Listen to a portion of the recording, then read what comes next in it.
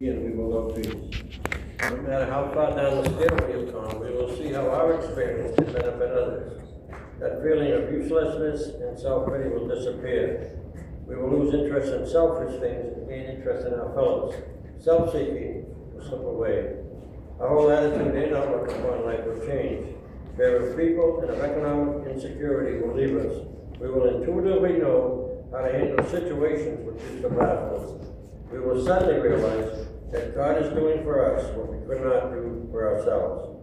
Are these extravagant promises? We think not. Think not. They have been fulfilled, sometimes quickly, sometimes slowly. They will always materialize if we work for them. That's for the big book, pages 83 and 84. Thank you. Hi everyone, my name is Rob and I'm an alcoholic. You know, it's just kind of funny. I was just sitting there minding my own business and a little birdie whispering into my ears, Rob, get up. So I was just like, okay, I'll do it. So today's no problem. Thank you, Scotty. Well, today is 910 days, right? Woo! Yeah, man. I'm coming down nearly the $1,000. Yeah, but you know, it's just like one day at a time. Actually, it's kind of funny because last week I was at an interview. And basically, the guy wanted just to talk to me, to basically, go over my past and stuff like that, which was quite hard because I haven't had an opportunity to do that with an employer. No, I lied, probably like a couple of years ago, but no. But he really wanted to talk to me about my past. And I was just like, wow, that's good. It's a good thing, right? Instead of just looking at the record and saying, F this guy. No, he really wanted to talk to me. So I'm like, okay, great. So I go there and we talked. And basically what I told him was just like this. Everything that you see there is all the booze. Booze. It was a very sobering and somber conversation. And it was just, just talking to him like a man and owning up to my past and, nothing, it's very basic. But I just came away feeling from that conversation was like, you know what? That was good. That was really good. I'm glad that I had that conversation. It was really therapeutic because I haven't really talked about my past like that in a while. Just the type of mentality I had and, the multiple influences I was under, not just alcohol, but just ego, pride, false sense of importance, and just being hard-headed, I don't really make much excuses for my behavior and blame everything on the alcohol, but obviously the alcohol just didn't help, and I use alcohol as basically just a shield to mask everything, unaddressed trauma, pain, et cetera.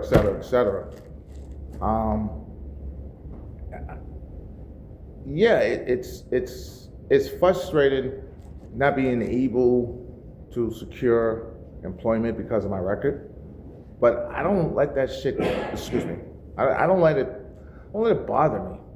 I just talk to him like a man and told him that, under no circumstances that I'm the same person that I was then.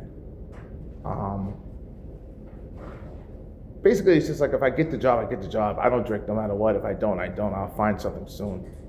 That's just my attitude, I don't have all the answers. I just know what works for me.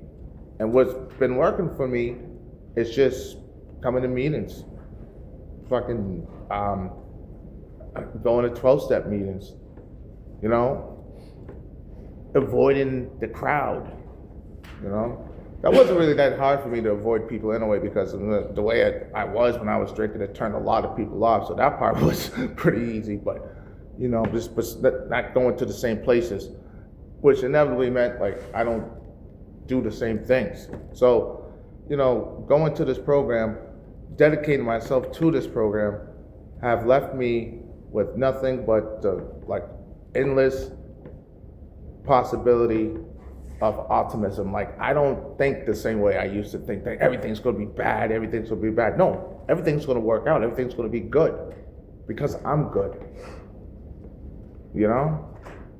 And every day I get better. I'll never be the same person than I was yesterday. I just gradually get better. Do I still make my mistakes? Of course. But I just don't drink no matter what. You know? I don't, it just, if I had the magic formula, there is no magic formula. What it says that the requirement for membership here is the desire to stop drinking. And going to 3 meetings a day, going to 12-step meetings earlier than my sponsor wanted me to. He wanted to wring my neck. But that was just my dedication. I needed to change, you know? I needed to change everything.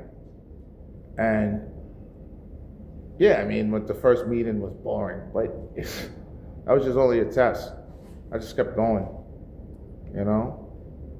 I met so many wonderful people here. And the one that always stands out is the lady that passed away. What was her name? Joan, right? Janice? Excuse me. Did you work for the MBTA? Yeah, Jane. Yeah. She, yeah. I mean, just like I've met so many wonderful people here. Me and Joe part of the same class here. You know, we were both priors of church mouse, and now we can't stop talking. It's just the little things. It's just the little things that I see for myself that obviously has benefited me. That it just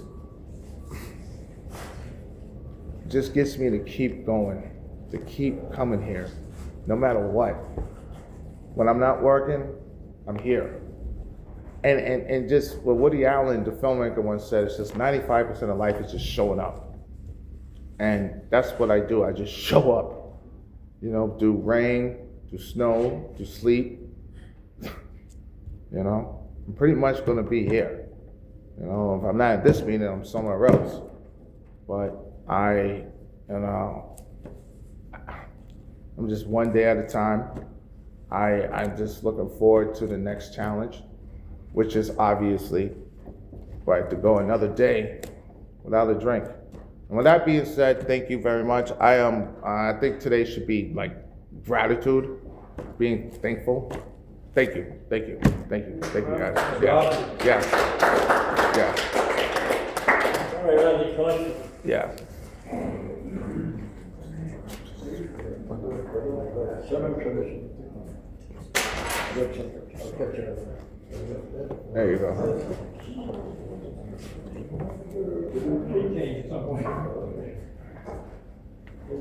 Thanks, son. Good, thanks.